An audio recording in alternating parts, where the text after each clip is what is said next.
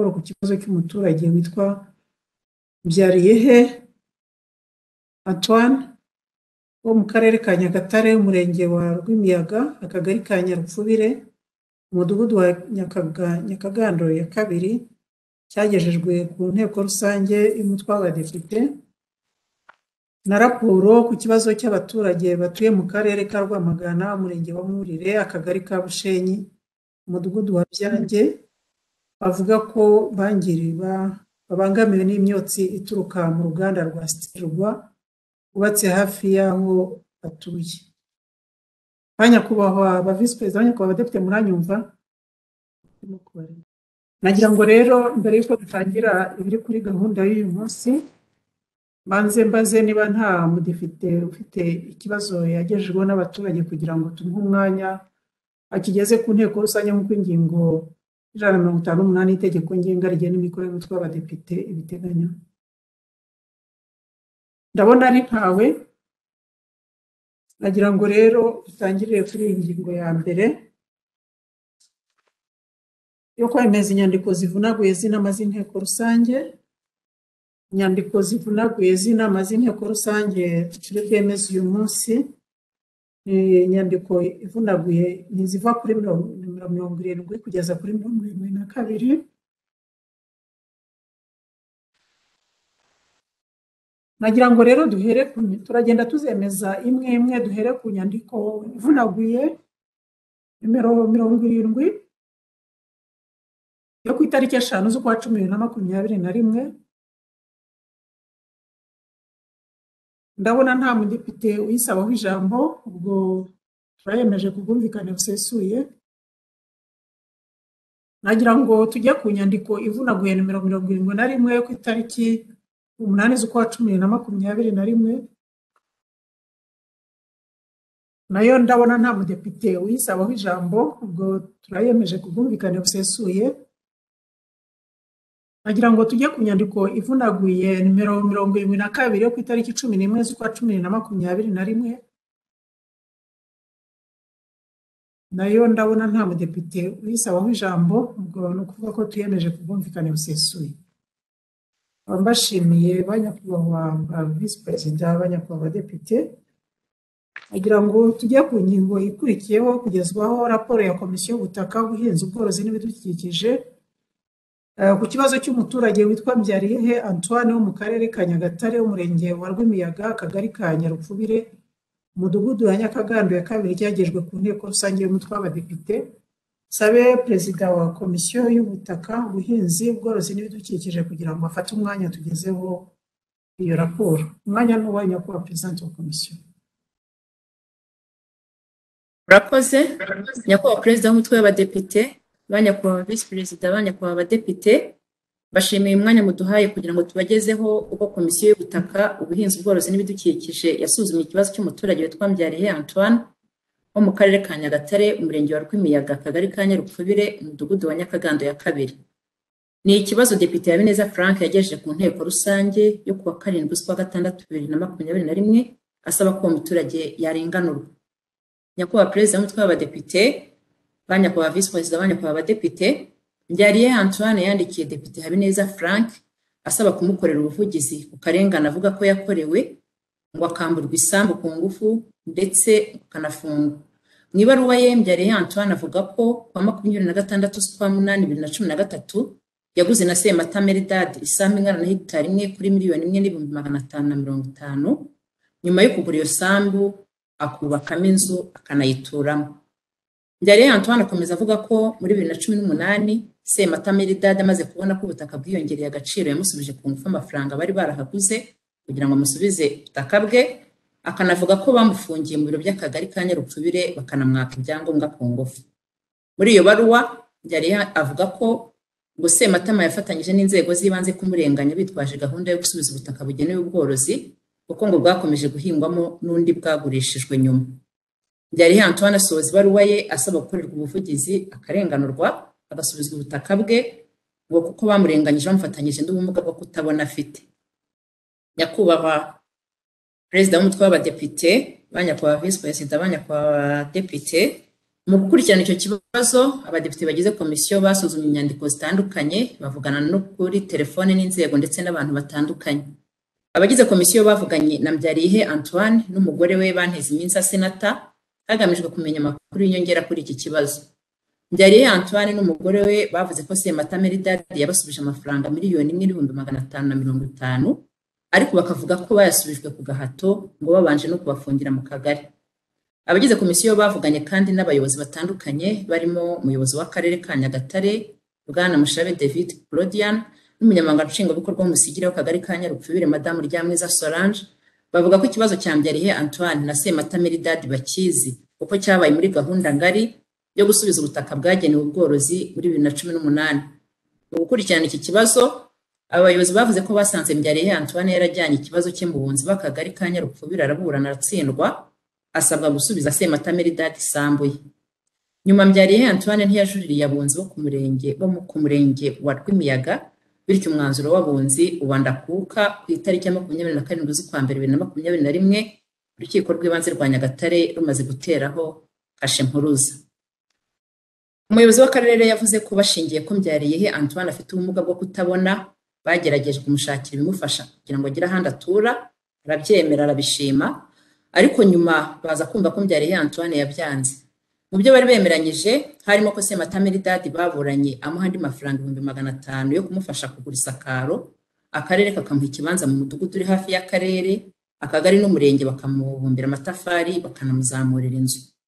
Umuyobozi w'akarere yakomeje avuga ko Mbyariyehe Antoine yemeye imyanzuro y'inama ariko ahamagaye ku karere kuza gufata ayo mafaranga arabyanga, avuga ko yisubiyeho atakivuye mu nzu ye uko yarenganye.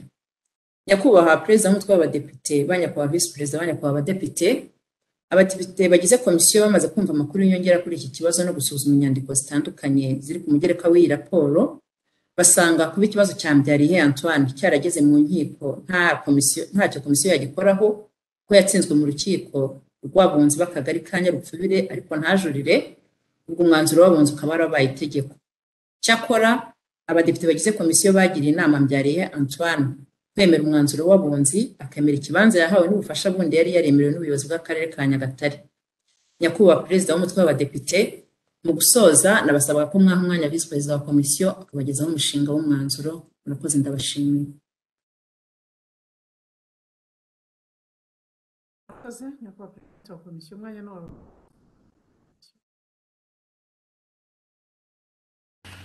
Murakoze nyakubahwa Speaker.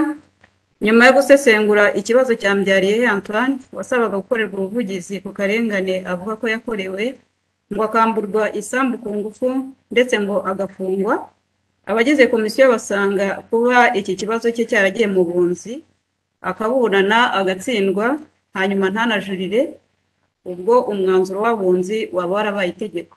Kubera iyo mpamvu Mbyariyehe Antoine yakwandikirwa asabwa kwemera umwanzuro w'abunzi akareka gukomeza gusiragira mu nzego zitandukanye. Ndabashimiye. Ndabashimiye.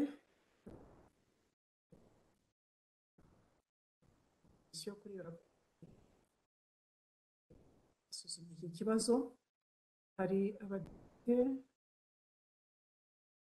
bayisabaho ijambo kuri lisite ya kabiri, Depite Begumisa, Depite Senani na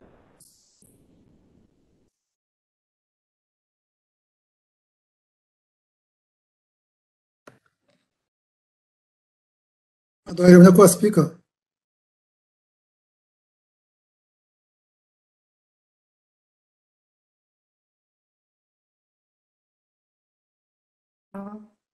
Depite Begumisa ntabwo turimo kukumva. Mwakoze nyakubahwa Speaker. Nyamunyumva. Nyakubahwa Speaker, ndashimira komisiyo uburyo bakurikiye iki kibazo.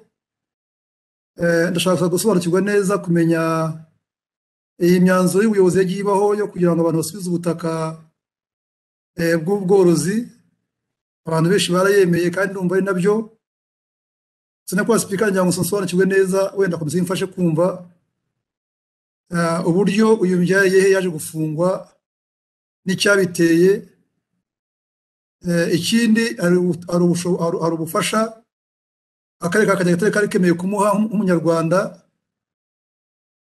Mbaze kugeza uyu munsi wa none mu byo twamusaba mu by'ukuri yanasaba kugira ngo n'umufasha yahawe n'akarere ka Nyagatare nabwo abwemere kubera ko mu by'ukuri ari umuturage utishoboye kandi abukeneye. Murakoze kwa speaker, murakoze bashimye. Murakoze, ijambo ni irya Depite Senani. Ndashimiye nyakubahwa sipika n'ijambo nari ngiye kurikuraho kuko mbanjirije igitekerezo nari mfite yari akivuzeho. Nanjye nshyigikiye ko muri uyu mwanzuro dukoze wo gusaba Mbyariyehe ko yemera imyanzuro y'urukiko yuko twanakongeraho kumugira inama yo kwakira inama yagiriwe n'ubuyobozi bw'akarere n'inkunga bamuteye yo kugira ngo akemura ikibazo cy'ingaruka z'uko yatsinzwe ruriya rubanza. Murakoze nyakubahwa sipika. Murakoze, ijambo ni irya Depite Musolini. Ndabashimiye cyane sipika ko mu ijambo. Nshimye umwanzuro komisiyo yatanze wo kuba yakubaha ibyo urukiko bamutegetse, ko ni umwanzuro ntakuka, ariko nibajije uburyo komisiyo yize ikibazo cyari mu rukiko kandi ari inzego ebyiri zuzuzanya. Icya kabiri ni uko umwanzuro wasubizaga ubutaka bw'ubworozi ukava mu buhinzi byari byaratewe n'uko abantu basa naho bahinga mu birenge by'inka kandi bigateza amakimbirane muri ako karere ndetse n'utundi. Inzego zitandukanye ziricara zifata umwanzuro wo kohereza bimwe ubuhinzi ku ruhande n'ubworozi ku rundi. Kuba rero umuntu yashukwa bijyanywe n'intege nke akaba yakwigomeka ku byemezo leta iba yafashe, byaba ari ikindi cyo gukurikirana.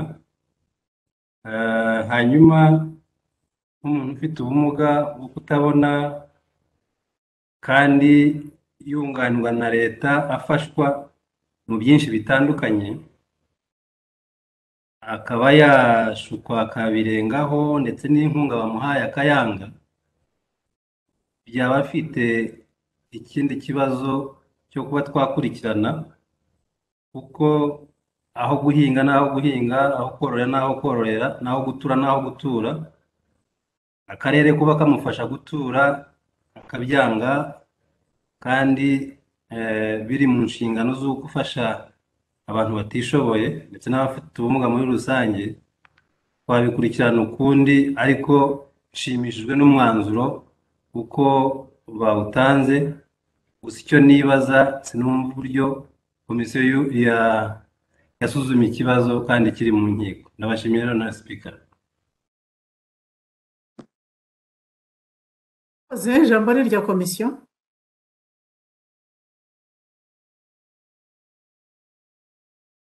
Ndabashimiye nyakubahwa sipika. Ikibazo cya Depite Begumisa yatubazaga impamvu yo gufungwa n'icyabiteye. Kugeza ubu nta kibyemeza, kuko twe twagendeye ku mwanzuro w'abunzi. Hano umwanzuro w'abunzi nta kintu wigeze uvuga ku bigendanye no gufungwa. Mu by'ukuri ni amakuru we yatanze yandika, ndetse tunamutelefona niko yatubwiye, ariko nta kigize kibitwereka. Ntabwo rero twavuga ngo impamvu ni iyihe kandi tutarigeze dusanga ari uko byari bimeze. Hanyuma ku kibazo cya Depite Senani, yasabaga ko mu mwanzuro twakongeramo ko yakwemera buriya bufasha. Twebwe twamugiriye inama nka komisiyo, ariko twumva mu mwanzuro, kujya inama mu mwanzuro twumvaga atari byo. Ntabwo komisiyo yabyumvaga ityo, kandi n'ubu niko tubitekereza. Ufasha twashoboraga kumuha mu myumvire twaramugiriye tuvugana nawe nka komisiyo, ariko mu mwanzuro w'inteko twumva twashingira ku bintu byavuye mu bunzi, kuko ni urwego rukora kandi twubaha. twumva rero ntabwo twabishyiramo. Hanyuma ku kibazo cya Depite Mussolini cyo kuba twarasuzumye ikibazo kiri mu nkiko, mu by'ukuri dutangira kwiga iki kibazo ntabwo twakize tuzi ko kiri mu nkiko, kuko nyir'ubwite niwe wa mbere twatangiriyeho, yaba we yaba n'uwo bashakanye, cyane cyane ko ari we niwe ukunda kwitaba telefone n'akunda kujya mu nzego. Ntabwo bigeze batubwira ko bagiye mu bunzi, barabiduhishe nka komisiyo, tubimenya nyuma ikibazo kigeze nyuma dutangiye kubazwa ikibazo cyagenze, nibwo executive w'akagari w'Umusigire yatwoherereje umwanzuro w'abunzi, ndetse n'urukiko rw'ibanze rwa Nyagatare rwarateyeho kashe impuruza. Rero dutangira kwiga ikibazo ntabwo twari tuzi ko cyageze mu nkiko, kuko ari nyir'ubwite ibyo ntiyabivugaga, cyane cyane ko nawe abizi ko kuba cyaragiye mu rukiko agatsindwa ntajurire, ntago yari azi neza ko nta kindi kintu twamufasha. Nkumva yari yabyihishe nkano, aho tubimenyeye rero ubwo nuko twabishoje. Nyakubahwa Speaker, ndabashimiye.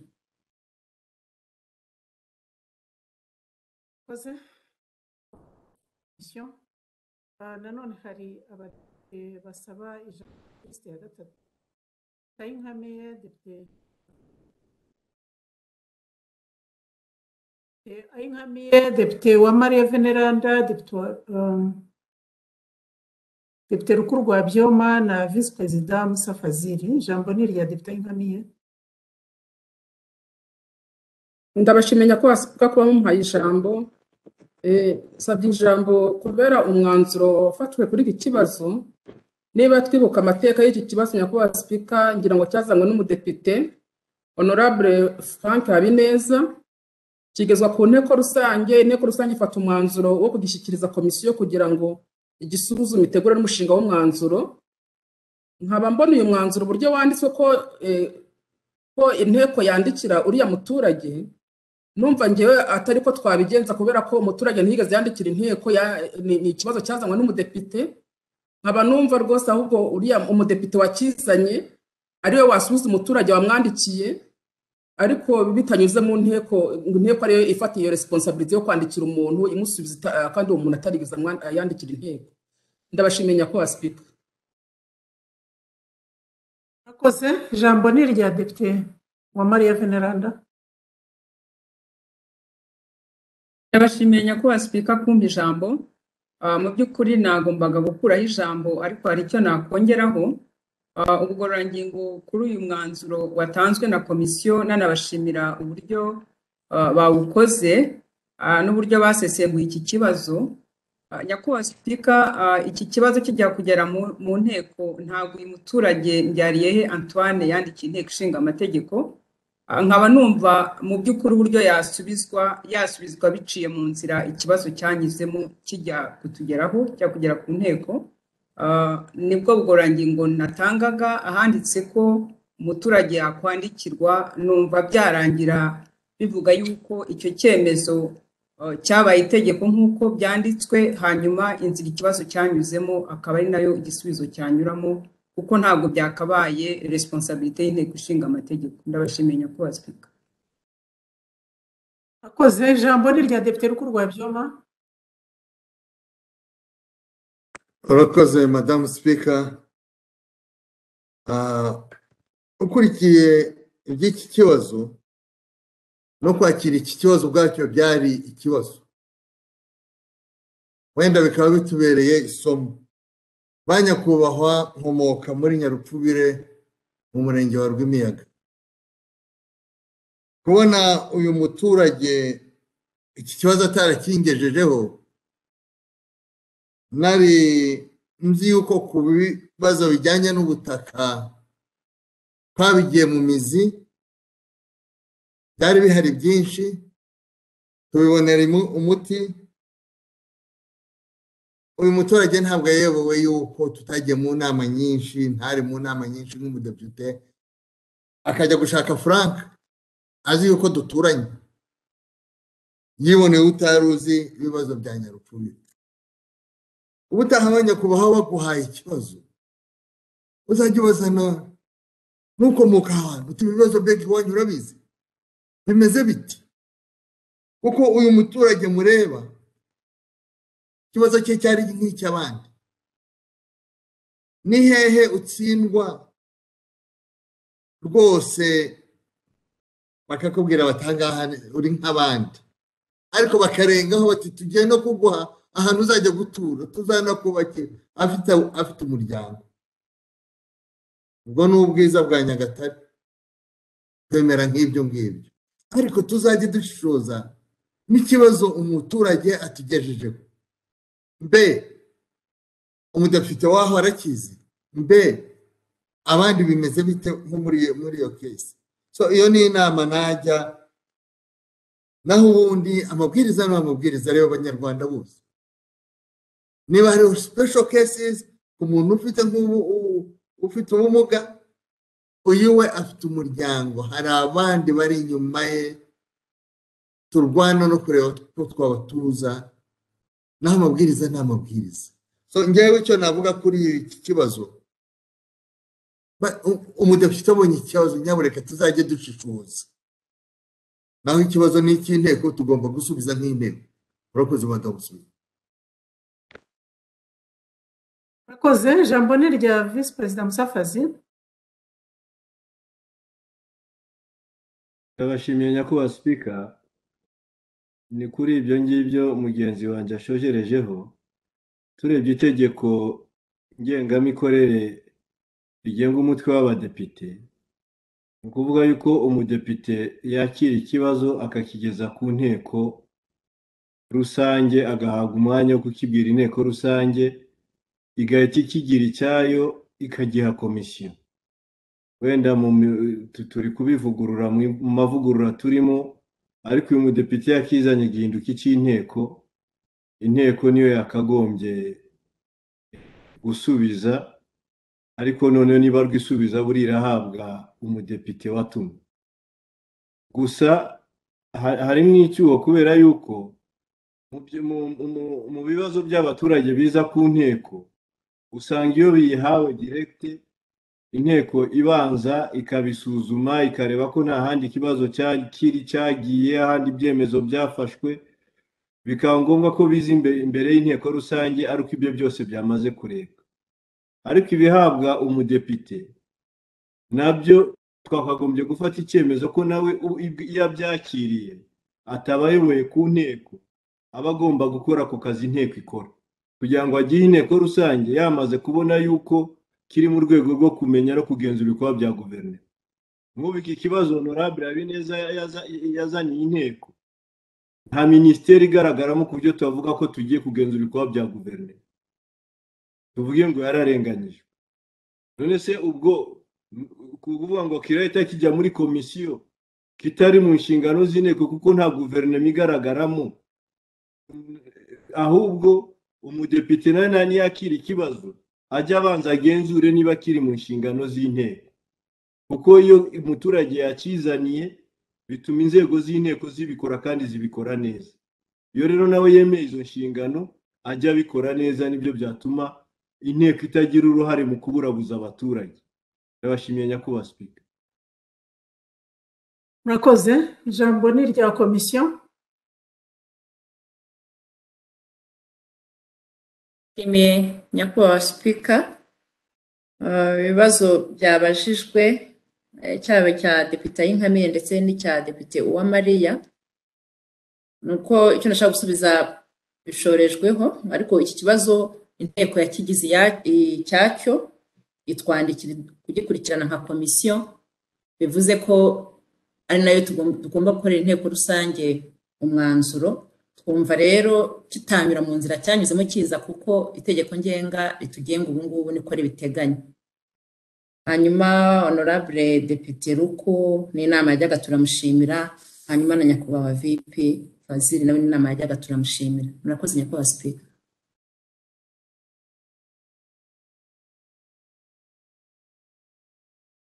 Kubona hari umudepite usaba motion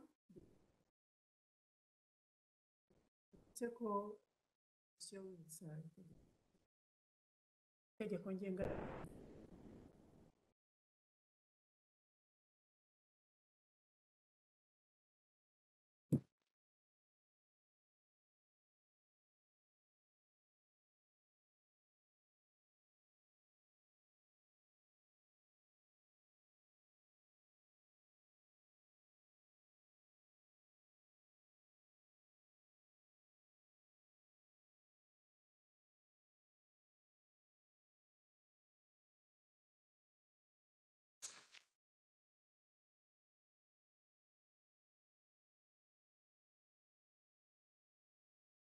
Depite Habineza yasabye motion nagira ngo nibutse ibirebana na motion ubwo arashingira ku iteganywa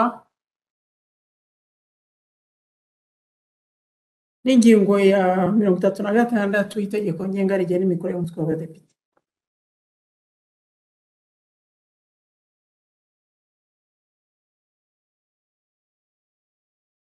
Ntabwo murimo kunyumva?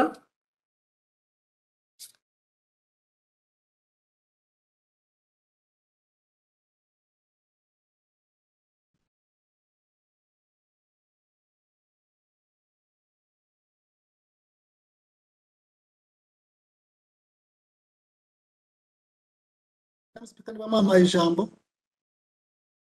Wasabye motion nagira ngo nibutse ko motion wasabye uri bushingire ku biteganywa mu ngingo ya 36 y'itegeko ngenga rigena imikorere y'umutwe w'abadepite.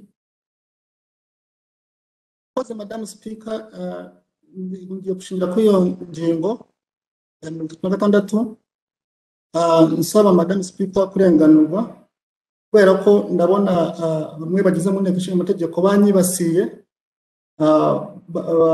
ndetse harimo n'abayobozi nkabona mwagomye kundenganura Madam Speaker kuko ubutegeko nshinga Repubulika y'u Rwanda abadepite nibutse ibiteganywa n'iyo ngingo honorable nagira ngo nibutse ibiteganywa n'iyo ngingo ngira ngo wabisoma ni kwibutsa itegeko gusubiza icyo bakuvuzeho butse ku kibazo wabajije kitasubijwe ariko nta nicyo wabajijwe asaba ko impaka zihagarara nta anga sabe ku inteko rusange ihagarika imirimo n'izo ngingo eshanu zonyine zituma umuntu asaba motion.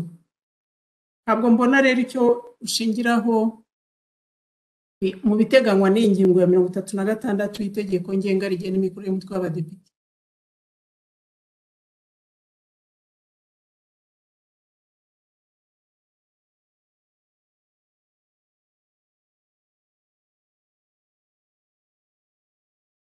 Twakomeza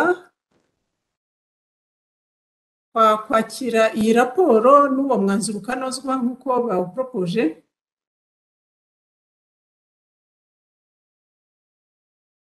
Niba nta ugaragaza ko nta kibazo ubwo no kuvuga ko raporo tuyakiriye ku bwumvikane busesuye. Wajya ku ngingo ikurikiye kugezwaho na komisiyo y'ubutaka ubuhinzi ubworozi n'ibidukikije raporo ku kibazo cy'abaturage batuye mu karere ka Rwamagana umurenge wa Mwurire akagari ka Bushenyi umudugudu wa Byange uvuga ko bangamiwe n'imyotsi ituruka mu ruganda rwa Steel rwubatse hafi y'aho batuye. Ijambo ni rya komisiyo.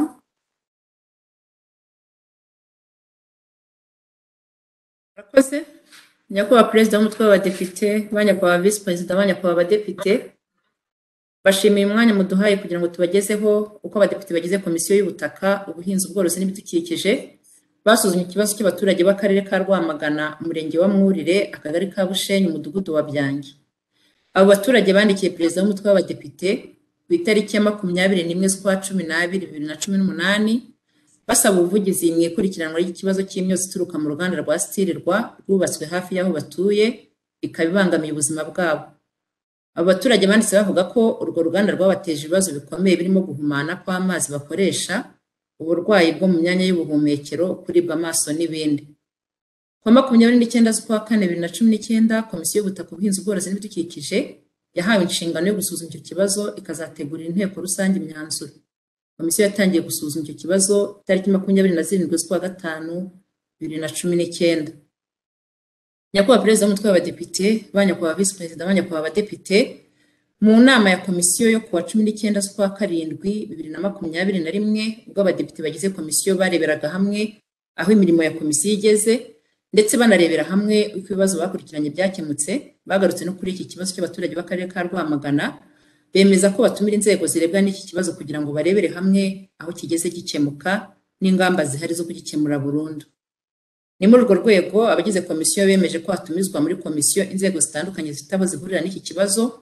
Ku wa 27/7/2021 komisiyo yagiranye inama na Minisitiri w'Ibidukikije ari kumwe n'umuyobozi wa REMA, Minisitiri w'Ubucuruzi n'Inganda, minisitiri w'ubuzima na minisitiri w'ubutegetsi bw'igihugu ari kumwe na guverineri w'intara y'Iburasirazuba n'umuyobozi w'akarere ka Rwamagana. Nyuma yo kuganira n'izo nzego zose, byagaragaye ko ikibazo cy'abaturage b'akarere ka Rwamagana bavuga ko bahungabanywa n'imyotsi ituruka mu ruganda rwa Stilirwa gifite igishingiro kandi kizwi, bakaba bavuga ko barimo kuganira ku nzira banyuramo kugira ngo bagikemure burundu. Nyakubahwa Perezida w'Umutwe w'Abadepite, mu gusoza nabasabaga ko mwaha umwanya Nyakubahwa Visi Perezida wa Komisiyo akabagezaho umushinga w'umwanzuro. Murakoze, ndabashimiye.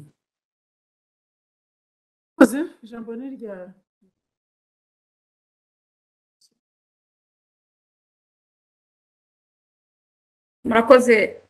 murakoze Nyakubahwa Speaker. Hashingiwe ko abaturage bakomeje gutakamba bavuga ko ikibazo cy'imyotsi y'uruganda kikibabangamiye, hashingiwe ko uruganda kandi rwa Stilirwa narwo rufitiye igihugu akamaro ndetse n'abaturage baruturiye, ariko imyotsi ituruka muri urwo ruganda ikaba ibangamiye ubuzima bwabo. Nyuma yo kubona ko uruganda rwa Stilirwa rutubahirije uburyo bwo gufata imyotsi kandi inzego zifite ibidukikije mu nshingano zivuga ko niyo uruganda rwafata imyotsi ikibazo kitakemuka burundu kuko ruri aho abaturage batuye, abagize komisiyo bamaze kubona ko ikibazo cy'abaturage baturiye uruganda rwa Stilirwa kimaze igihe kirekire cyane, imyaka 11, cyarashyikirijwe inzego zitandukanye ariko ntiyikemuke, abadepite bagize komisiyo basanga hakwiye gufatwa umushinga w'imyanzuro ukurikira. Kuri Nyakubahwa Minisitiri w'Intebe, gukemura ikibazo cy'abaturage b'akarere ka Rwamagana, umurenge wa Mwurire, akagari ka Bushenyi, umudugudu wa Byange, kijyanye n'imyotsi ihumanya ituruka mu ruganda rwa Stilirwa ikabibangamiye ubuzima bwabo. Ibi bigakorwa mu gihe kitarenze imyaka 2 kandi buri mezi 6 Minisitiri w'Intebe akajya agaragariza umutwe w'abadepite aho ikibazo kigeze gikemuka. Ndabashimiye. Murakoze Nyakubahwa Presidente na Visi Presidente wa Komisiyo kuri iyo raporo mutugejejeho ndetse n'umushinga w'umwanzuro. Hakaba hari abadepite 5 bayisaba ijambo kuri liste ya 2: Depite Ndagijimana, Depite Uwanyirigira, Depite Gloriose, Depite Senani, Depite Mukayijore na Depite Mukamana Elizabeth. Ijambo ni rya Depite Ndagijimana. Murakoze Right Honorable Speaker kumpa ijambo. Birashoboka ko rwose ibyo abaturage bavuga byaba ari ukuri, kuko uruganda rushobora kuba rukoresha makara menshi cyane kugira ngo rushobore kugera kuri zira za fera beto n'ibindi, ariko jyewe ndasanga umwanzuro twakoze tutawuha Premier Ministre kuko nta busesenguzi buhambaye buhari. Ahubwo ndifuza ko dukora imyanzuro 2, umwe ugahabwa Minisante undi ugahabwa Minisiteri y'Ibidukikije. Muri Minisante ntabwo tuzi umubare w'indwara z'abarwara umutwe udakira kubera iyo myuka yahinduye pression atmospherique igahindukaho. Ntituzi umubare w'abarwaye indwara z'ubuhumekero kubera iyo myuka wenda kubera za CO2 n'ibindi nk'ibyo. Ntituzi abarwaye indwara z'uruhu kubera les pluies acides zabonetse aho ngaho. Ntituzi indwara abantu barwaye indwara z'amaso adakira kubera ibyo ngibyo. Ntituzi n'amazi n'abarwaye indwara z'ibifu kuko bavuze ko bavoma amazi yangiritse. Nabyo twagombye kubimenya. Kuri Minisiteri y'Ibidukikije tugomba kumenya ibihingwa byagize ibibazo kubera les pluies acides cyangwa se busharire bw'ubutaka. Tugomba kumenya ukuntu abaturiye aho ngaho amabati yangiritse kubera les pluies acides agatobagurika. Tugomba kumenya niba urwo ruganda raw materials rukoresha ibiryo ari byo. Tugomba kumenya mu by'ukuri za chemicals zikoreshwa kugira ngo tumenye ibyo ari byo. Tugomba kumenya icyerekezo cy'umuyaga igihe kibyibuze cy'imyaka 2 kugira ngo tumenye abaturage tuzimura ko abaturage bose ntabwo bagomba kwimurwa. Bimurwa hakurikije icyerekezo cy'umuyaga naho umwotsi ugana. Tugomba no kumenya niba urwo ruganda rufite electrofiltre kuko ngiye nasomye ntabwo nasanze rufite electrofiltre. Rufite electrofiltre ntacyo twakirwa tuvuga kuko izo gazi zasohoka nta buhumanizo zifite. Ikindi hari n'ikindi batanavuze. Birashoboka ko haba ari n'urusaku rw'inuze rw'imashini rwabangiriza rwasenyera amazu. Ariko ibyo byose Nyakubahwa Speaker ntabyo dufiteho data. Ubu Nyakubahwa Minisitiri w'Intebe turamuha iki?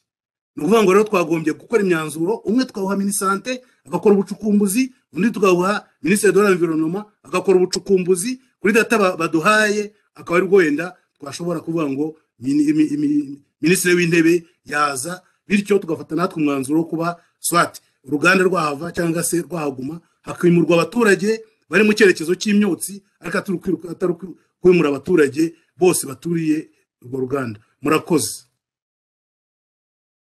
Murakoze. Ijambo ni rya Depite Uwanyeregera Gloriose. Ndabashimiye Madame Speaker kuba mumpaye ijambo, ndanashimira komisiyo kuri raporo batugejejeho.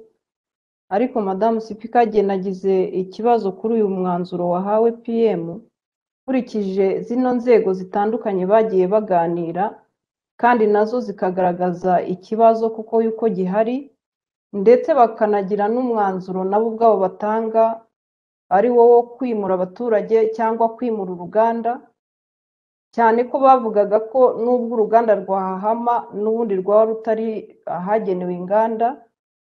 Ikigaragara bikaba ari uko kimwe muri uwo mwanzuro uzafatwa. Nibajije impamvu komisiyo ko yaganiriye n'izi nzego mu buryo burambuye bakareba ikibazo kandi bagasanga gihari, kandi bagasanga kugira ngo gikemuke ari uko uruganda rwakwimuka cyangwa abaturage bakimurwa, kuki batafashe umwanzuro umwe muri iyo bakaba ariyo bashyikiriza PM, noneho hakabaho gushaka ubushobozi bw'uburyo uwo mwanzuro washyirwa mu bikorwa. Ikindi Madame Speaker, nabonye ko hari naho bahuye na minisante bavuga yuko n'aba baturage bakwiye gusuzumwa kugira ngo barebe uburyo ki urwo ruganda rubangiza. Bavuga ko bihenze umuturage umwe kugira ngo babashe kuba bapima bamenye uburyo byangiza abaturage ari 50,000, ariko byarangiriye aho ngaho, nta nubwo bakomeje nibura kuko ngo banarebe ukuntu abo baturage urwo ruganda n'ibyo byose bisohokamo bibangiza. Jye numvaga bari gusaba yewe na leta yabigiramo uruhare, bagafata sample y'abaturage bakabapimisha ku mafaranga yabo, hanyuma noneho bakanareba uburyo ki n'ubukana bifitiye ingaruka abaturage, kuko iyi myaka ishize abaturage batakamba. Ubu ngubu kugeza ubu ngubu iki kibazo cyageze mu nteko 2018, uyu munsi turi 2021.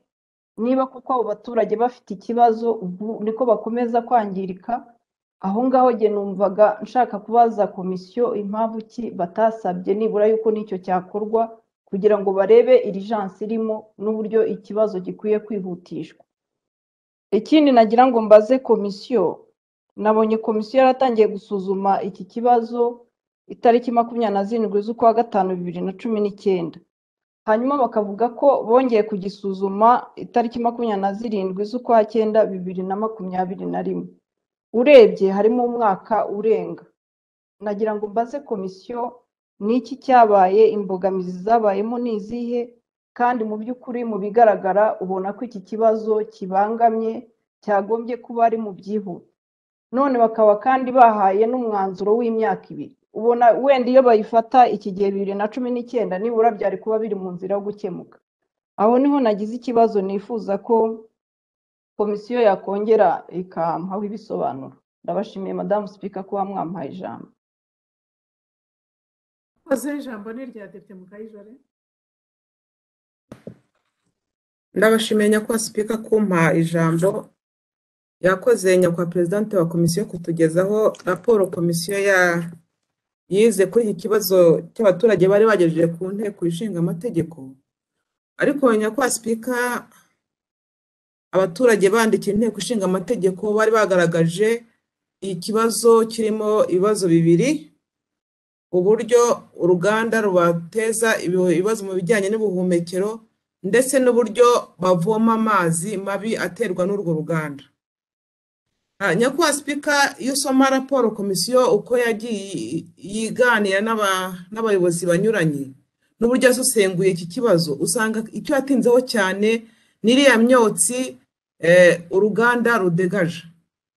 Nyakubahwa Speaker, buri umwe wese waba anyura muri kariya gace kaho uruganda rwubatse, nubwo ubuyobozi bwa rema bwagaragaje ko ngo hari uburyo ngo imyotsi yatangiye kugabanuka gusa mu masambire rwose y'ijoro imyotsi hejuru ibizamuka hejuru uretse no kwangiriza abaturage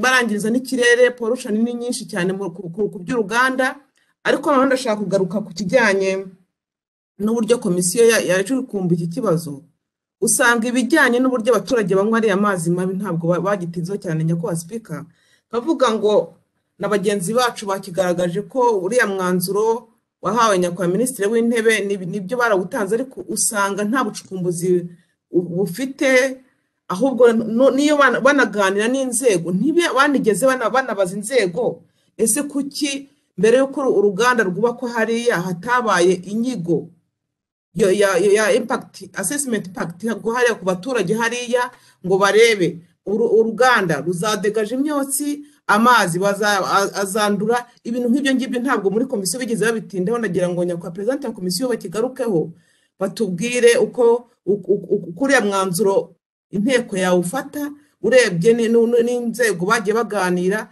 ugasanga bose baremera ko ikibazo gihari ariko nta gisubizo gihari nk'inteko dukwiye gufata ubona ko abaturage bacyafite ikibazo kandi abaturage niwo mutungo igihugu gifite kuruta ibindi byose nubwo bavuze ngo abaturage turabakeneye ngo n'uruganda turarukeneye nkumva icya mbere n'abaturage uruganda ruza nyuma nyakubahwa Speaker ndabashimiye murakoze ijambo ni irya Depite Mukamana Elizabeth. Ndabashimiye nyakubahwa perezida w'abadepite nanjye ndagaruka kuri iyi raporo yakozwe kuri iki kibazo cy'abaturage b'i Rwamagana kubera uru ruganda ngira ngo ingaruka bagaragaje nk'uko bagenzi banjye bagiye bazisubiramo ntabwo nanjye nzisubiramo ariko genda garuka icyo komisiyo yaganiriye n'aba bayobozi babonanye n'izi nzego babonanye aho mu bimwe mu bibazo bagaragaje ndetse no ku muterere y'ikibazo hagaragajwe ko ruriya ruganda rwatangiye muri 2009 icyo gihe rero ubwo ndagaruka nanone ngaragaza ko nyine iki kibazo ari ikibazo cyihutirwa kandi koko cyagombye gufatwaho umwanzuro ndetse banagaragaza ko nyuma yaho hashyizweho gahunda yo gushyira inganda mu byanya bishinzwe kwakira inganda ariko bigaragara ko nyine bitakozwe icyo ngaruka rero nuko baganira n'inzego baporopoje icyakorwa ibisubizo nka bitatu baporopoza beretse komisiyo kimwe bagaragaza ko ari ukwimura abaturage ikindi bagaragaza ko bashobora nanone kwimura uruganda ikindi nanone bagaragaza ko bashobora kongera bakaganira n'uruganda hanyuma bakareba ukuntu bakoresha ikoranabuhanga riravanze nk'uko bikorwa mu bindi bihugu iriya myotsi ikaba yahagarara ntikomeze guhumanya abaturage aha rero ndongera ngaruke ku mwanzuro watanzwe wo kubishyira iki kibazo mu gihe cy'imyaka 2 nagira ngo kandi ikindi nanone ni uko mu kuganira na komisiyo ziriya nzego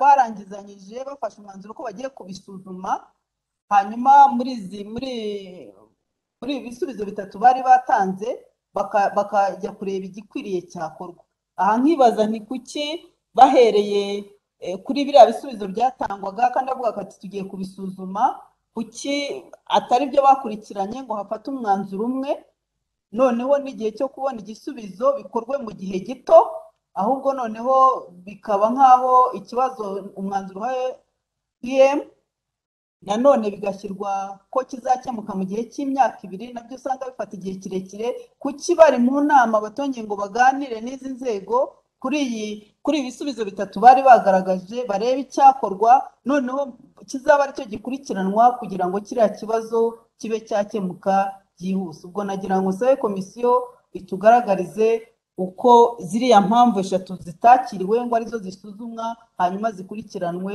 ndabashimiye Murakoze abanyakubahwa abadepite ijambo ni rya komisiyo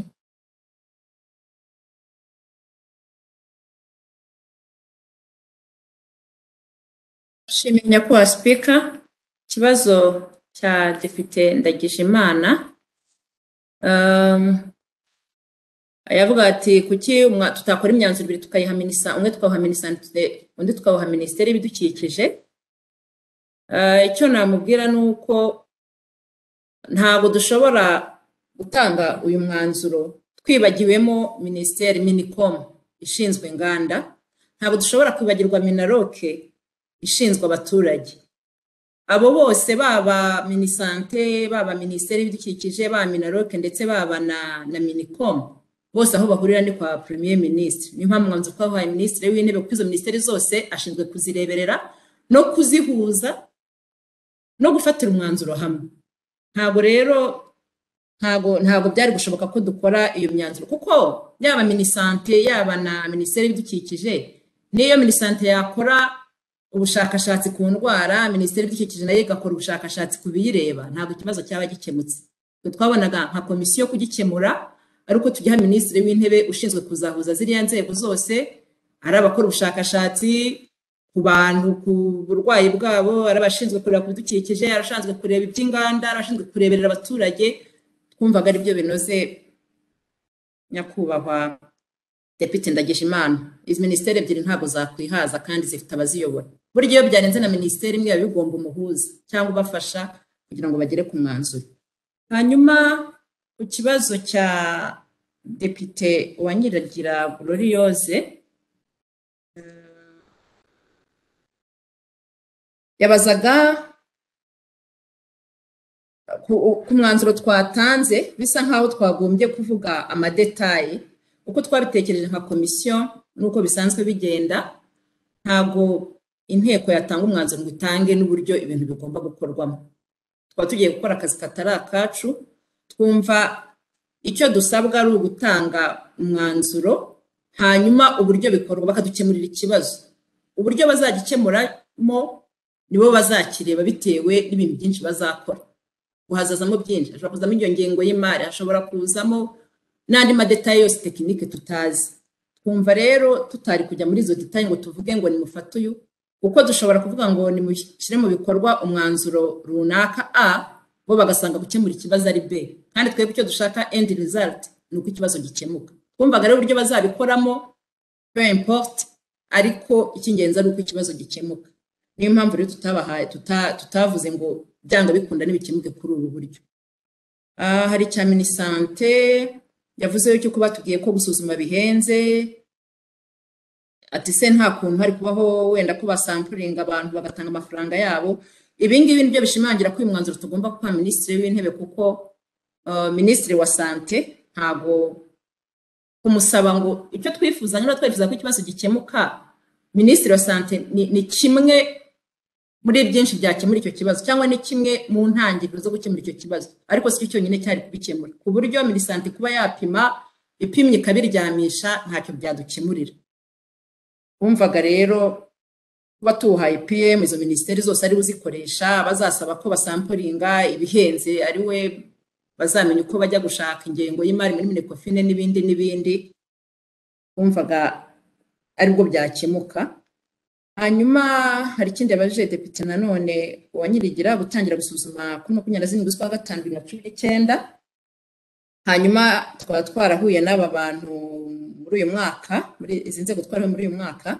Nibyo niko byagenze, ariko hagati aho ngaho hagenda habamo n'indi mirimo itandukanye, kandi abantu ariko bakomeza kugenda baganira ku buryo bareba niba hari progress ihari. Niyo mpamvu byatinze, hagiye habamo n'izindi gahunda zitandukanye.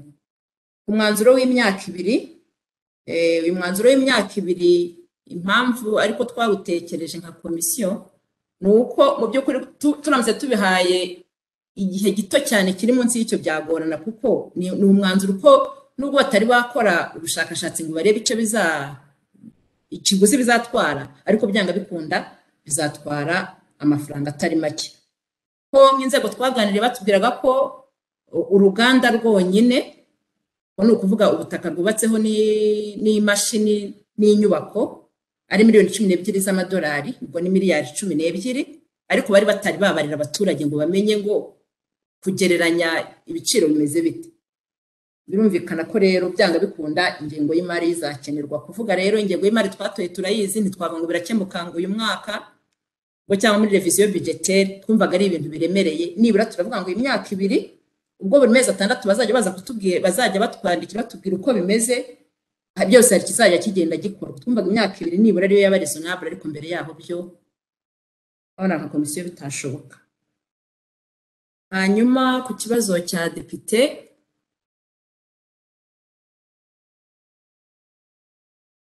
Mukayijore,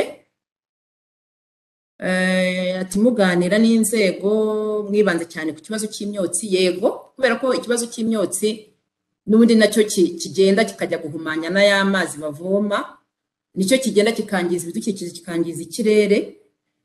Twayitinze rero kubera ko n'ubundi iyo urebye usanga byose biza akaba ariho bihurira. Ikindi yavuga ati hari iby'inzego mutazibajije.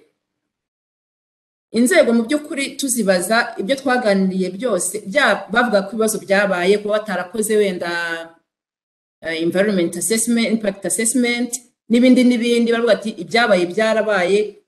Kuba rero byarabaye nta kundi kubikosora, n'ubundi kuvuga ko habayemo amakosa cyangwa habayemo uburangare, n'ubundi nta kindi kinini byari gukemura. Twabonaga kugikemura ari ukugiha umuhuza w'izo ministeri zose, ariwe minisitiri w'intebe, akazafasha ko buri wese mu nshingano ze azabiko twe tukabona umusaruro w'ikivuyemo. Hanyuma ikindi nabwira honorable Depite Mukayijore nuko nyuma y'uko ruriya ruganda ruhageze, abaturage bakomeje kubaka basatira aho ruri. Hari abo uruganda rwahasanze, murabizi neza ibyanya by'inganda byashyizweho, abaturage bararangije. Uruganda rwagezeyo 2009, 2008 rutangira gukora 2009. Hanyuma igishushanyo mbonera kiza muri za 2016, n'ubundi abaturage ubwo ngubwo birumvikana ko nyuma yaho rero bagiye basatira. Bari bake icyo gihe uruganda ruhagera, ariko bagenda basatira ku buryo ubu ngubu umaze kuba umubare munini cyane.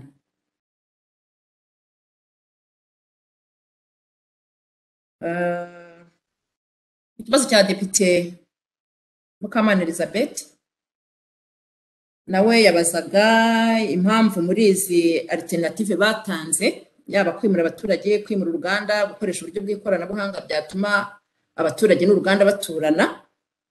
Yabazaga ko tutafashe umwanzuro umwe.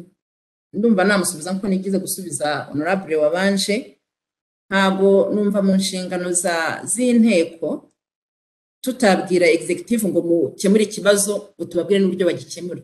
Twumvaga na komisiyo twumvaga bagomba kugikemura uko byemeye, bitewe n'ibintu byinshi bazabona, bitewe na abatekinisiye bari gukora, hari ibyo bazabona. Ministeri zose zifite uko zizakora, ibyo zizabona bakabona ari byo binoze. Twebwe icyo dupfa nuko abaturage bazarenganurwa bakagira ubuzima bwiza. Twebwe rero icyo twarwanaga na cyangwa inteko numva igomba kurwana nacyo ni end result, ariko kujya mu madetail yuko abantu bari gukemura ikibazo twumva atari byo, kuko birashoboka ko wababwira ngo nibakemure ikibazo kuri ubu buryo bagasanga hari ubundi bunoze kurusha. Ntabwo rero twumvaga bidakwiye. Hanyuma ikindi yavuze Depite Mukamana ni uko imyaka 2 n'igice, imyaka 2 ari igihe kirekire. Imyaka 2 ntabwo ari igihe kirekire, ni igihe kirekire yego, ariko n'ubundi iyo urebye ingengo y'imari tutaramenya ubu ngubu ibyo bikorwa bizatwara, kuvuga mbere yaho byaba ari ukwivugira gusa. Tuzi neza gutanga umwanzuro, natwe tuzi neza ko utazashyirwa mu bikorwa. Umva nka komisiyo tutabikora, twabonaga nibura imyaka 2 ariyo yashoboka. Kandi tukumva kubera ko buri mezi 6 bazajya batubwira uko bimeze, ibyo ari byo byose nabo bazakora uko bashoboye ku buryo bazajya berekana aho ibikorwa bigeze. Twumvaga imyaka 2 iri raisonnable. Nyakubahwa Speaker, ndumva hari ari ibyo twari twabashijwe. Murakoze, ndabashimiye. Murakoze nyakubahwa Perezida wa komisiyo kuri ibyo bisobanuro mutanze, ibisubizo mutanze ku bibazo byabajijwe. Hari nanone abadepite 8 basaba ijambo kuri liste ya 3. Depite Karemera Francis, Depite Rwaka, Depite Uwimanimpaye, Depite Uwanyirigira Gloriose, Depite Ndagijimana, Depite Mukabarisa Germaine, Depite Mukayijore na Depite Mukamana Elizabeth. Ijambo ni rya Depite Karemera Francis. ndabashimiye nyakubahwa sipika kumpa ijambo. Kandi ndashimira na komisiyo akazi yakoze keza kugira ngo nibura iki kibazo kimaze imyaka 11 nibura kigire urwego gihabwa kugira ngo gikurikiranwe kubera bari abaturage. Nyakubahwa sipika, iki iyo tuvuga ngo ikibazo kimaze imyaka 21, ndashaka kugaruka kuri uyu mwanzuro komisiyo yatanze w'imyaka 2. Nyakubahwa sipika, rwose imyaka 2 ni myinshi ukurikije igihe kiriya kibazo kimaze. N'abari abaturage baturiye Ruganda rwa Steel rwa buriya nubwo nyakubahwa sipika nubwo bashyiraho imashini ifatira imyotsi ngo yo gusohoka, ariko abantu impuguke mu buzima batubwiye yuko hariho ubushingagurika buva mu ruganda uburyo bugenda bukajya mu baturage. Rero nk'abambanjirije nubwo nyakubahwa perezidante wa komisiyo yashubije asobanura igituma bafashe umwanzuro w'imyaka 2. Imyaka 2 ni myinshi rwose. Nibura ndatekereza iyo bashyiraho umwaka umwe, wenda ababishinzwe kubikora bazaga kugerageza gushaka uburyo bwihuse, kandi uburyo bwihuse ni ukwimura bari abaturage, nibyo bidahenze kurusha kwimura uruganda. Rero wenda umwaka umwe watuma baganisha ahantu hihuse. Naho ikindi nyakubahwa perezidante yavuze wa komisiyo ati bazajya baduha batugaragariza aho bigeze nyuma y'amezi 6. Nyuma y'amezi 6 bashobora kuza bakabwira inteko ishinga amategeko ngo twe twabona budget imyaka 2 igashira, kandi baguha update yongeyeho imwe. Rero nyakubahwa speaker, rwose ndabona imyaka 2 ari myinshi, niba twakabaye komisiyo itanga umwaka umwe. Ndabashimiye nyakubahwa speaker. Koze ijambo ni rya Depite Rwaka. Urakoze nyakubahwa sipika kumpa ijambo. Urambabarira ndi gukorera kuri telefone. Ntasubiye ibyo mugenzi wanjye yavuze, mu by'ukuri ari amezi imyaka 2 ni myinshi pe. Iki ni ikibazo kimaze igihe kinini cyane, kandi mu by'ukuri urebye buriya ruganda rwahagiye kera, akarere ka Rwamagana katarateganya icyanya cy'inganda handi, none ubu bateganyije icyanya cy'inganda handi. Yenga sanga harimo ikibazo cyo kuvuga ngo nibimura abaturage hari uruganda ruri naho bazaba bahagize ikindi cyanya cy'inganda. No kuvuga ngo ni ibintu bikwiye kurebwa neza mu by'ukuri, kuko kuvuga ngo kwimura abaturage jewe numvaga atari byo bikwiye, kubera yuko inganda zifite aho zagenewe hazo.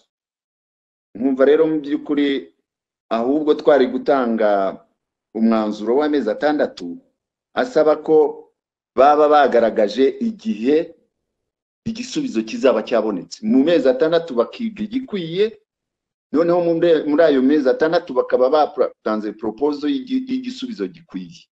Ariko kuba amezi 6 buri gihe baza bati ntabyo turakora, mwaduhaye imyaka 2 turacyagerageza, numva byakururana bikaba birebire. Ibyiza rero no kugabanya icyo gihe. Cyo nicyo cyambere, kugabanya igihe batanze cy'amezi imyaka 2 ni myinshi cyane, bakabaha amezi 6 kuba batanze ikizaba igisubizo. Ariko jewe ngasanga nanone mu by'ukuri ruriya ruganda rwari rukwiye kwimuka, kubera yuko muzarebe ruriya ruganda barwubakishije amatoro. Ahandi ni fixation y'amamashini gusa bashobora gufungura bakayimurira ahandi. Buryo batanze icyo gisubizo bakasanga ari cyo gikwiye muri ayo mezi 6, bakatubwira ngo mezi 6 twasanze uruganda rukwiye kwimuka, ubagahabwa none uwo mwaka wo kuba bimuye biriya byose, amabati bayashinguye bayajyanye hariya n'imashini bazifunguye bazifikisije ahandi mu cyanya cy'inganda, aho inganda zanyigenewe mu karere ka Rwamagana. Numvaga mu by'ukuri ari icyo gikwiye kugabanya icyo gihe, mu mezi 6 bakaba batanze igisubizo gikwiye. Nyakubahwa Speaker, murakoze. Ijambo ni rya Depite Uwimana Impaye. Ndabashimiye nyakubahwa Speaker. Njyewe nshyigikiye umwanzuro wa komisiyo kuko ntabwo inteko dukwiye gutanga uburyo guverinoma ikemuramo ibibazo, ko twasaba PM akazakemura kiriya kibazo, ariko nibazaga ko ibyiza ari uko twatanga umwaka umwe. Nyakubahwa Speaker, urumva imyaka 2 abaturage bamaranye kiriya kibazo n'igihe bagihereye inteko bwacyo ni kera. Njyewe numva dutanze umwaka umwe nubwo batabifite muri MTF, ariko byibuze bagatangira kubikemura from now, bakagiha priorite, basanze ari engaging budget mu kwa 6 bakayishyiramo iyo budget, noneho byazageza muri December umwaka utaha cyangwa se muri November ikibazo cyarakemutse bitewe n'uburyo bahisemo bwo kugikemura.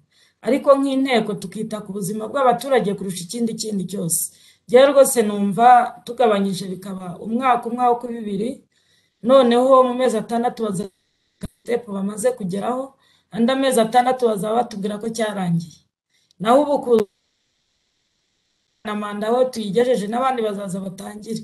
Njyewe numva twaha priority ubuzima bw'abaturage bose, nk'uko batanze umwanzuro ngenda bishyigikiye, dusabe PM ko bikemura, ariko igihe twamuhaye tukigabanya kugira ngo rwose tubereke ko kigomba guhabwa priorite, kuko numva muri Rwamagana ikintu kigomba guhabwa priorite no muri kariya karere ari ubuzima bw'aba Rwamagana.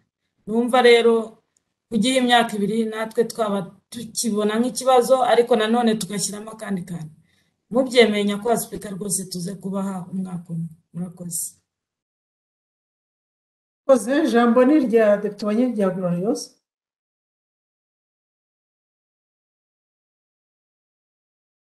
Ndabashimiye Madame Speaker kuba mumpaye ijambo. Madame Speaker, nongeye gusaba ijambo kuko ntanyuzwe n'ibisubizo nyakubahwa Presidente wa komisiyo yampaye. Mu by'ukuri urebye uko iki kibazo kimeze kirafata ku buzima bw'abaturage. Noneho urebye n'igihe cyaziye ukongeraho n'iriya myaka 2 yongeweho, ni mu myaka 5. Ariko noneho icyongeye kiriho navugaga ni ukuvuga ngo kubwira PM ngo bakemure ikibazo, kandi hari inzego baganiriye. Izo nzego uburyo bagiye babiganira muri raporo birimo no kuba barakoze ubushakashatsi bakareba yuko ikibazo koko bari abaturage bavuga gifite ishingiro birimo, nabo barabizi yuko bifite ikibazo koko. Twarangiza nanone tukongera tukabwira PM ngo nakurikirana ikibazo agikemure. Ubwo no kuvuga ngo PM icyo tumusabye ni ukongera kujya muri démarche nk'izo komisiyo yakoze. PM nawe muri ya mezi 6 bavugaga ashobora kugaruka akavuga ati ndi kuganira n'inzego zitandukanye, turi gukora ubushakashatsi runaka, kandi mu by'ukuri muri komisiyo byarahakorewe. Ariko noneho ikindi navugaga uko bigaragara nuko hazafatwa igisubizo kimwe mu byagaragajwe na ziriya nzego, kandi n'ubundi ziriya nzego zikorana na PM.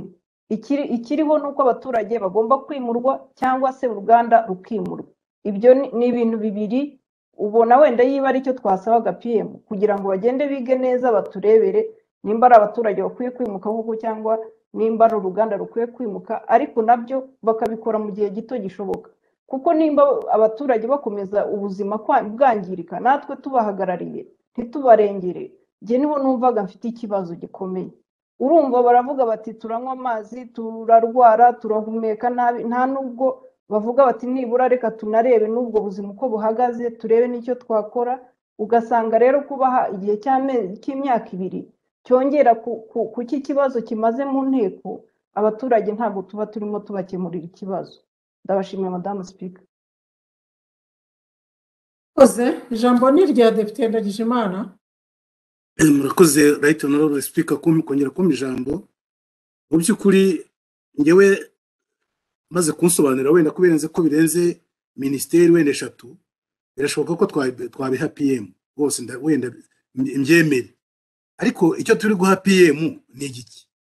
Ni ukwiga feasibility yo kwimura abaturage, ni ukwiga feasibility yo kugira ngo uruganda ruguma aho ngaho.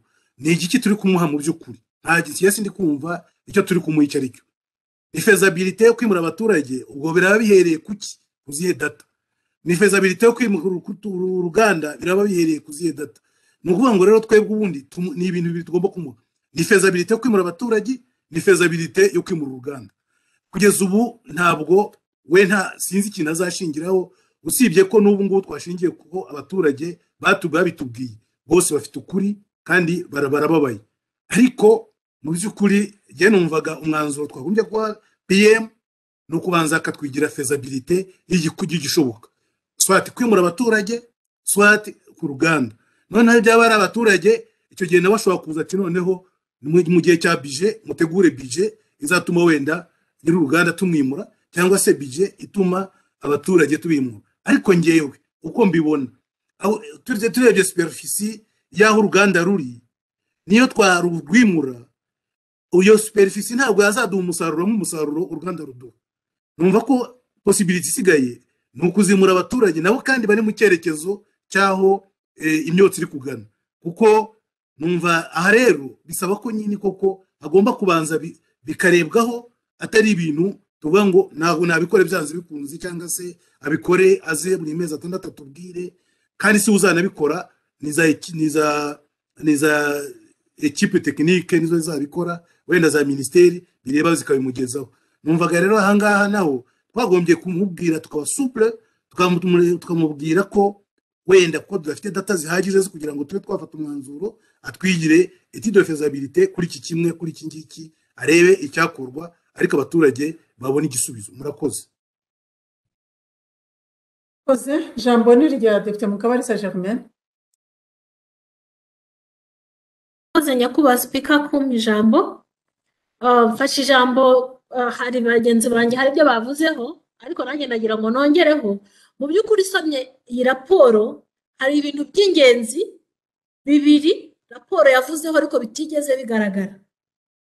Ikintu cya mbere ni uko ubuzima bw'abaturage buhagaze nyuma yo kuba exposed kuri iyi myotsi no kuri izi hamu zose zituruka mu ruganda. Aho Minisante yahagezeho avi opinion turibone muri raporo, aho yagize iti birakwiye ko abaturage bapimwa ariko ikiguzi ni 50,000. Nagira ngo nyakubahwa Speaker nibuke ko kucyerekeranye n'ubuzima bw'abaturage baba exposed ndetse byagaragajwe na Minisante nta kintu na kimwe byigeze bivugwaho muri iyi raporo. Tukaba turi kudiskita ku bintu bibiri, uruganda rurimuka cyangwa nirwimu abaturage barimuka, ariko icyerekeranye n'ubuzima na cost yo kumenya uko abaturage bahagaze aho bakwimuka, uruganda rwakwimuka, ibyo ntacyo byavuzweho. Nyakubahwa Speaker, hari n'ikindi kibazo cyagaragaye aho habajwe Minaroke, intara ndetse n'akarere ka Rwamagana. Baravuze bati iki kibazo cy'imyotsi nicyo koko baragikonfirimye nk'uko kimaze imyaka 11, ntabwo bagihakanye, ariko hari n'ahandi kiri. Ese ikibazo cy'imyotsi ahandi kiriho bimeze gute? Komisiyo dusobanurire nimba yaramenye uburyo kizagenda, cyangwa nimba tuzadusubiza utwandikiye. Ikindi kibazo no kumenya tuti ese abaturage twabibonye, ntabwo komisiyo yabihakanye n'abentervenye ntibabihakanye. Kimaze imyaka 11 ubuzima bw'abaturage buri kuba ahantu hatandukanye nk'uko itegeko nshinga ribiteganya. Article 21 itegeko nshinga ivuga ko abaturage bafite uburenganzira ku buzima bwiza. Bamaze imyaka 11 batari ku buzima bwiza nk'uko tugaragara muri raporo. Article 22 iravuga iti uburenganzira kuba ahantu hatekanye. Imyaka 11 irashize, none impungenge mfite nuko dushaka kongeraho n'indi 2.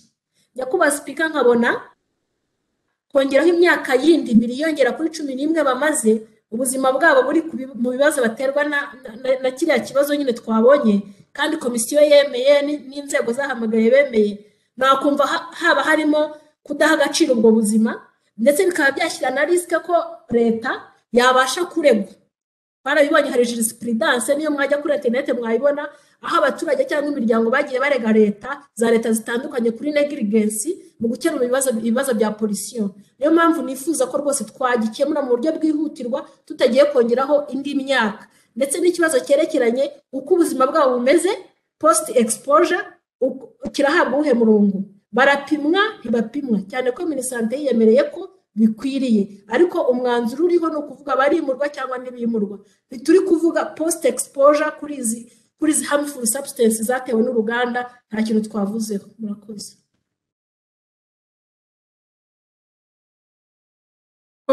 ijambo ni irya Depite Mukamana Elizabeth. ndabashimiye nyakubahwa perezida w'umutwe w'abadepite ngira ngo iki kibazo ni ikibazo twarebye kandi koko tukareba uko cyabonerwa igisubizo byihuse ariko icyo ngarukaho nicyo nari nagaragaje mbere baganira n'inzego ubwabo nk'uko nyakubahwa perezida wa komisiyo yabigaragaje kuko batanze alternative 3 ubwabo kwimura uruganda kwimura abaturage cyangwa se gukoresha irindi koranabuhanga riri verifiye iriya myotsi igahagarara nyuma y'ibyo ndetse banavuga ko bagiye gushyiraho komite izasuzuma ibyo bisubizo mu buryo bwihuse bikagaragara uyu munsi rero kuba duha umwanzuro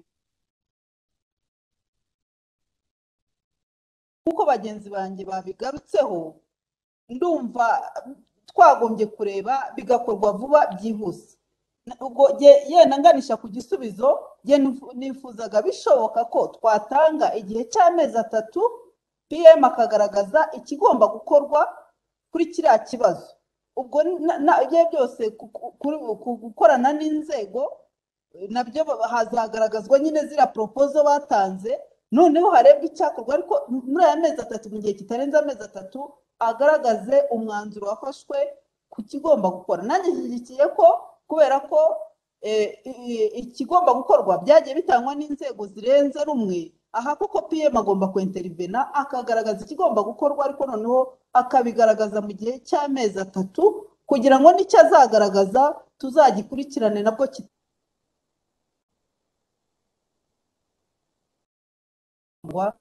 ndashimiye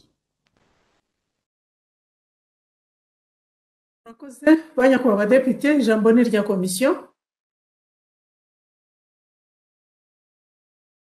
Abashimiye nyakubahwa Speaker ikibazo cya Depite Karimera Francis aravuga ko imyaka 2 ari myinshi yego imyaka 2 ni myinshi ku buzima bw'abaturage ariko tunatekereze ku ngengo y'imari nubwo avuga ati kwimura abaturage birahendutse kugeza ubu nta bushakashatsi burabikorwaho kandi abaturage icyo twabonye nuko bakomeje kugenda bahegera ari benshi ndetse bahashyira n'ibikorwa bitandukanye kuvuga ko bihendutse nabyo ntitwabimenya kuko bizamenywa na equipe technique izajya kubarura kuko kugeza ubu ntago bigize babibarura kuba rero banyakubahwa abadepite twakwiha igihe gito gishoboka tubizi neza ko ibyo bintu bitazakorwa wumvaga nta mwanzuro waba urimo utanga igihe nawe uzi neza ko ubyumva neza ko bidashoboka kuko niba byonyine bavuga ko uruganda utarashyiramo inyungu ari miliyari 12 ayo ni amafaranga niyo mu ngengo y'imari wayasaba n'amafaranga utabona umwaka umwe ku buryo rero mureke tubereye ya list twumvaga nibura ari byo rwose bishoboka yego n'imyaka myinshi turabyumva kandi turabibona bitewe n'igihe ikibazo kimaze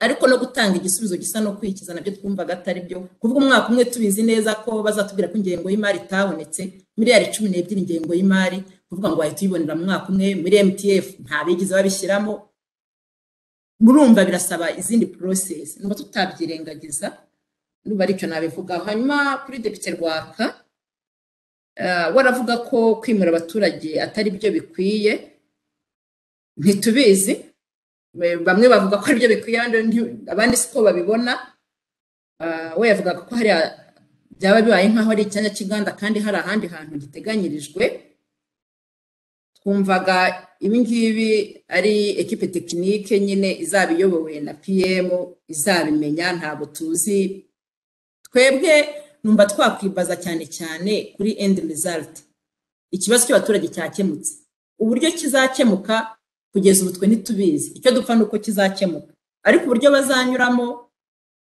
nibo bazabureba bitewe n'ibintu byinshi bazakora tukabona yavuga ati muri simwa hakaba proposal yo kuza akatubwira ibigiye gukorwa niba nabyumvise neza. Abo twumvaga ibi ngibi ari byo byatinda kurusha ko umuntu yamuha imyaka 2 kugikemura, ariko buri mezi 6 akaza kuvuga aho bageze, akaza kuvuga akandika avuga progress.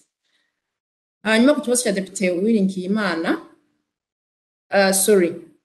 Depite Jeanne d'Arc Uwimana Impaye avuga ati igihe ibindi turamushimira ko umwanzuro yumva nawe umwanzuro komisiyo yumva ariko yumva ko nawe ariwo, ariko akavuga ko igihe cy'imyaka 2 ari kinini.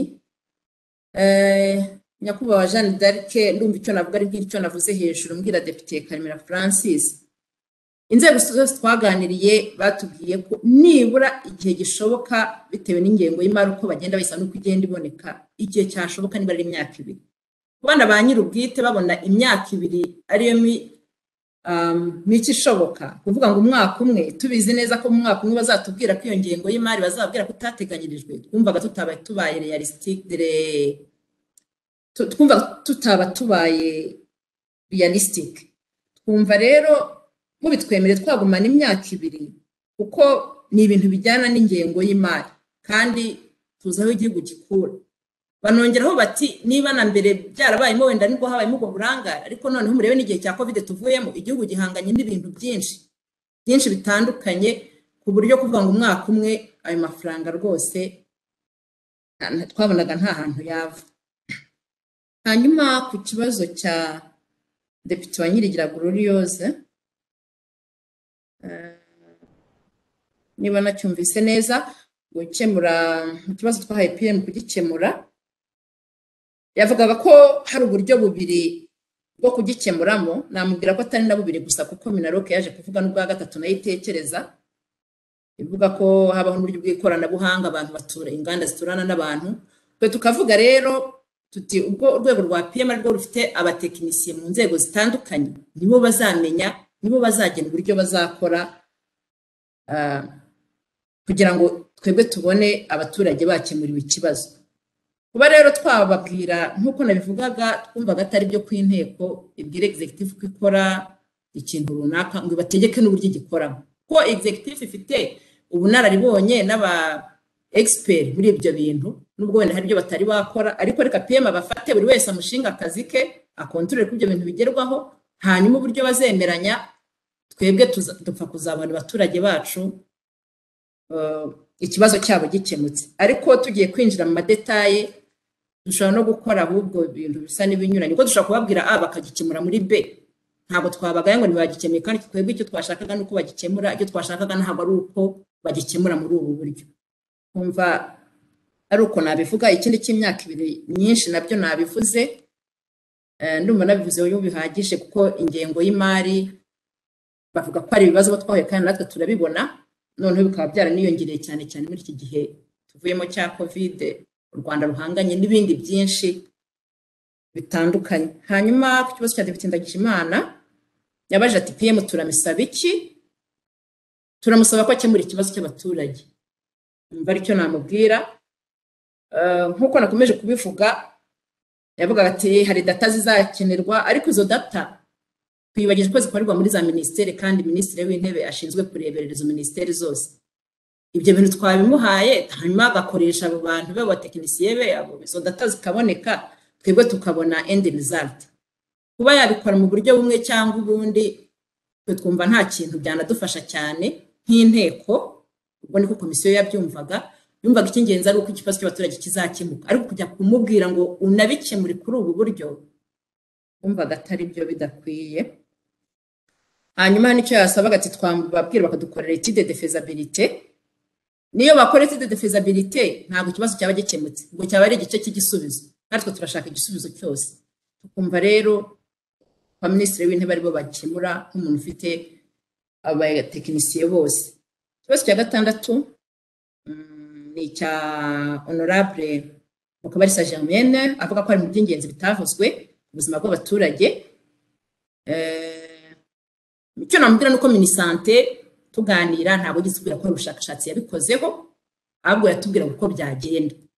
Niba mwasomye neza raporo yacu yose irambuye, Minister of State wa Minisante yaravugaga ati hakagombye gupimwa abaturage bahaturiye, twakagombye kureba niba bivuze ngo ibyo bintu ntabyo bakoze. Rero ntabwo twari kubivuga kundi birenze kuko nabo ntabyo bakoze. Ubwo ntekereza ko muri assessment bazakora igihe PM azaba bahuje bazabikora, kuko ubwo nabyo biri mu byo wenda muri bimwe mu bizabafasha. Hanyuma n'ikindi yavuzeho cy'imyotsi y'ahandi mu zindi nganda nicyo Minister of State muri Minaloc yavuzeho ko bumva ikibazo cyakemuka burundu kigakemuka mu nganda zose, ko hari n'izindi nganda zatangiye kwandikira za Minaloc nubwo zitari zandikira inteko. Icyo nabwira Honorable Mukabarisa Germaine nuko twebwe hano twize ikibazo cyageze aha cy'abaturage baturiye uruganda rwa Stilirwa, ariko kuba izindi nganda natwe twabyumvise nk'amakuru ntabwo twari tubifite muri scope y'akazi. Hanyuma hari ikindi Honorable Mukabarisa nanone yavuzeho cyavuga ko imyaka 2 ari myinshi. Ndumva nawe igisubizo namuhari nk'icyo nahaye abandi, ni ugutekereza ku ngengo y'imari. Ntabwo uri gufata imyaka gusa cyangwa igihe gusa, umuntu atekereje no kubijyanana n'ibindi dutekereza ko birimo gukorwa mu gihugu, tuzi n'ayo mafaranga uko aboneka. Numvaga twavuga ibintu bisa nkaho ari ukuri, tutavuze ngo ni amezi aya n'aya kandi tuzi neza ko bitazashoboka. Hanyuma ubuzima bw'abaturage n'icyo kiri imbere ntibirimo kuvugaho. Tekereza ko mu gukemura iki kibazo no muri cyo tuzaba turwanaho ni ikibazo cy'umuturage. Kumva byose bikubiyemo, ntabwo numva hari umwihariko wundi, numva byose bikubiyemo mu byo twagejeje kuri Premier Ministre. Hanyuma ku kibazo cya nyuma cya Depite Mukamana Elizabeth aravuga ati ziriya alternative 3 zatanzwe n'abo twaganiriye, kuki tudafatamo imwe?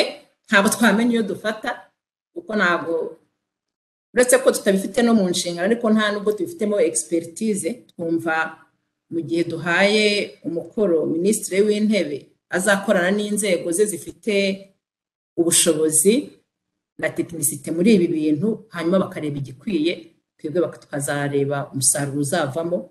Uwo dutegereje akaba ari uko ikibazo cy'abaturage gikemuka. Tumva ari ibyo, ariko kuri Depite Mukamana Elizabeth ndisegura byigeze kugenda bicikamo, sinzi niba hari ikindi yabaje sinyumve, n'ibyo nari numvise. Murakoze nyakubahwa Speaker, ndabashimiye. Murakoze nyakubahwa President wa Komisiyo kuri ibyo bisubizo mutanze ku bibazo byabajijwe. Hari na nyakubahwa Vice President wa Komisiyo Depite Mukabunani wifuje kubunganira. Umwanya n'uwa nyakubahwa Vice President wa Komisiyo. Murakoze nyakubahwa Speaker. Icyo nasabaga kunganira nuko nagira ngo abantu bagabanye impungenge, kubera ko uriya mwanzuro wahawe PM ntabwo ari kamara yuko hashira imyaka 2 ikibazo kitari cyakemuka. Nuko utarenza gusa imyaka 2. Birashoboka ko wenda gishobora no gukemuka mu mezi 3, mu mezi 6 usakazaza avuga ati cyarakemutse burundu. Ibyo ngibyo birashoboka. Ikindi gikwiye kuturema agatima ntitugire ubwoba cyane cyangwa impungenge cyane, nuko batubwiye ko imyotsi yaragabanutse. Igipimo yari iriho mbere ntago ariyo iriho uyu munsi, byaragabanutse, uretse ko nyine bitashize burundu kubera ko uruganda rwegereye abaturage ntihabura ibihungabanya bikeya, ariko ntago bikiri kuri cya gipimo cyari gikomeye cyane igihe mbere mu ntangiriro, kuko havagaho imyotsi myinshi cyane. Ariko ubu ngubu urebye imashini zaje n'iki batubwiye ko rwose bagiye bakagenzura bakareba bagasanga igipimo cyaragabanutse, kandi n'abaturage buriya barabivuga bati byaragabanutse uretse ko bitashize burundu.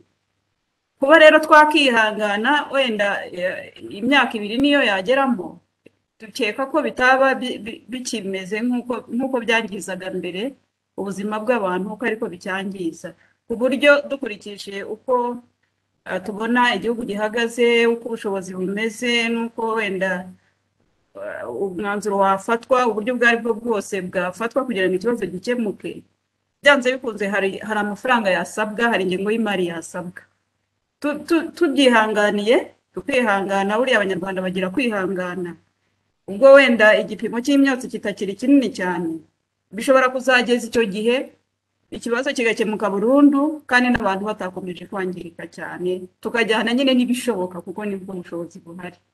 Ntabwo rero twavuga ngo nibakore ibitangaza nibagire gute, twabonye ariko nibyo bishoboka byakorwa nuko niburi bw'imyotsi yagabanutse, kandi nanone tukavuga tuti ntibizarenza imyaka 2 ikibazo kidakemutse burundu. Twebwe twumvaga impungenge rwose banyakubahwa bari bafite zagabanuka, hanyuma tugasaba PM ahubwo ko imbaraga zishyirwamo rwose cyane bishoboka kugira ngo abaturage ubuzima bwabo burambirwe nk'uko bikwiye kandi ikibazo gikemuke burundu ntikizasubira. Ndabashimiye.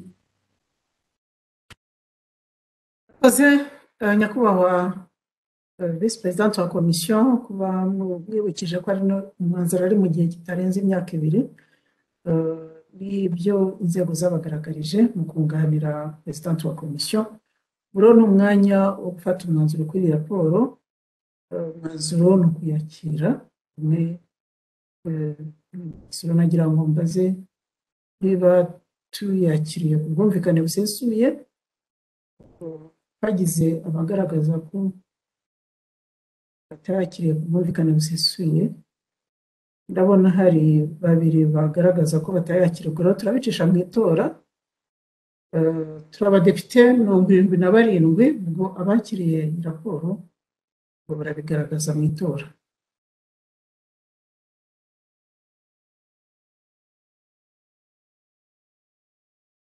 Ubwo umwanzuro no gutora ko twakiriye raporo bashyiremo systeme y'itora.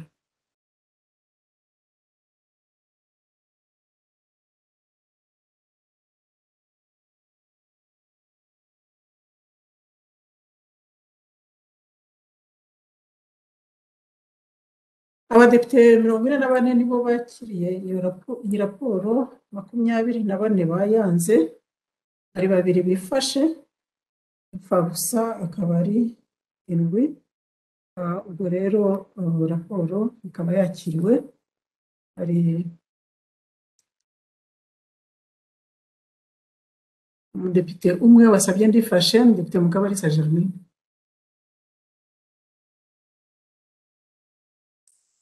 Murakoze nyakubahwa Speaker. Murakoze nyakubahwa Speaker kumpa ndifashe. Nifashe ngira ngo ngaragaze ko byaba biteye impungenge igihe hari kuba inama ya COP26 aho hagaragaza ko dukwiye kwita kuri climate change ndetse n'ibibazo byabyo bigahabwa priority, ariko tukaba tubona abaturage bamaze imyaka 11 bagirwaho ibibazo by'ubuhumekero na ruriya ruganda. Tukaba twari dufite choice yo kugabanya iyo myaka ikaguma kuri iyo cyangwa se hakongerwaho umwe, ariko choice twafata ikaba ibaye kongeraho kugira ngo n'uruhinja ruvutse uyu munsi rubashe kuyihumeka indi myaka 2 yiyongera. Nyakubahwa Speaker, ibyo binteye impungenge, nkaba mbona ari opportunity tumisinze yo gusavinga a life. Murakoze.